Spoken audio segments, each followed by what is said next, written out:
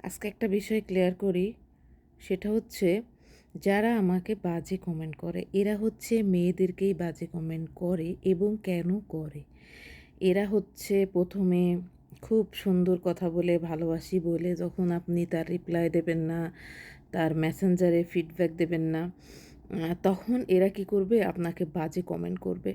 এদের এইটুকু বোঝা উচিত যে আমি কেন তাদের সাথে কথা বলবো? তারা আমাকে বলল মেসেঞ্জারে আসেন আর আমি মেসেঞ্জারে চলে যাব।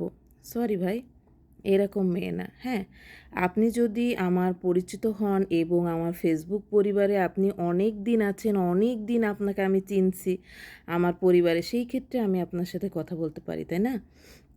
আপনার ভালো, ভালো কমেন্ট আমি যদি দেখি যে না সে ভালো কমেন্ট করে, সে আসলেই হচ্ছে মন থেকে হয় না? আপনি দেখা যাচ্ছে মন থেকে আমাকে ভালোবাসেন, সেই ক্ষেত্রে আমাকে অনেক ভালো, ভালো কমেন্ট করেন। সেই ক্ষেত্রে আমি আপনার সাথে আপনার কোনো বিষয় জানতে ইচ্ছা করলে আমি কথা বলতে পারি। কিন্তু আপনি আমাকে বাজে কমেন্ট করবেন, আবার আপনি আমাকে বলবেন মেসেঞ্জারে আসো।